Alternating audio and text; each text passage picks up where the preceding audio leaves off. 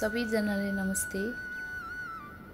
आज शनिबारको दिन शान्त कोठामा म र मेरो सोच मात्रै बाँकी छन्।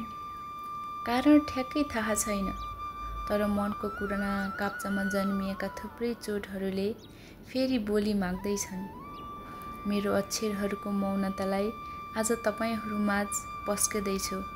कस्तो लाग्छ कमेन्ट बक्समा आफ्नो राय राख्न नभुल्नुहोला। मेरो मनोभाव यसरी सुरु हुन्छ।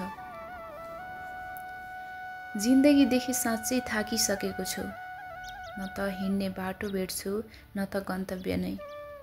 सबैले भन्थे हरेस नखानु। सकिन। वर्षौंदेखि सम्हालेर राखेको हिम्मतलाई अझै पनि सम्हालेर राख्न सकिन मैले। यो सहरले अभावको झापड मात्रै हानेको भए त सहन्थे होला। तर जिन्दगीमा ग्रहण नै लागेको यो अँध्यारोले पाक्न लागेको घाउमा नुन छर्के जस्तो गर्छ। बेला बेलामा आमाको काखको भोक र बुवाको न्यानो स्पर्शको तिर्खाले सताइरहन्छ। साथमा एउटा सिरानी छ जसलाई च्यापेर याद पखाल्न बाहेक केही गर्न सकिदिन।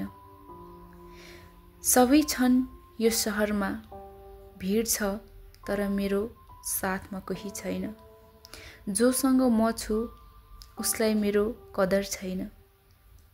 बाँचे के मरे के, मेरो आफ्नालाई कुनै परवाह छैन। यो झुटो मुस्कानले मात्र पनि खै कति पीडा लुकाओस्। मैले हार मात्र खाने छैन, आफैलाई गुमाएको छु।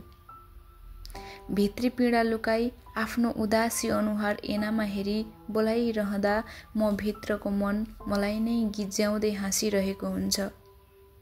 कहाँ जाउँ, कहाँ छ त्यस्तो जसलाई म आफ्नो बनाऊ। सहनै नसक्दा पनि त सहेको छु। बाँच्न मन नहुँदासम्म पनि त बाँचिरहेको छु। त्यो हराएको घाम झैं म पनि हराउन मिल्दैन र। त्यो बगिरहेको पानीसँग म पनि बग्न मिल्दैन र। म आफ्नै आफ्नो बोझ बनिरहेको छु। केही पनि ठिक छैन। म आफ्नो दुनियाँको एक्लो पागल बनेको छु। टुटेको मनलाई नसमेटी एकचोटि निदाउने अवसर मलाई यो समयले दिन्छ कि दिँदैन जान्न मन छ। अब अति भयो कि त शान्त कि मृत्यु मलाई उपहार दिन्छ कि दिँदैन जान्न। कतिपटक आफै भित्र युद्ध जित्ने प्रयास गरे तर घाउहरू अझै ताजा छन्। कहिलेकाहीँ लाग्छ हावा पनि मेरो मनको नबोलिएको पीडा सुन्छ होला।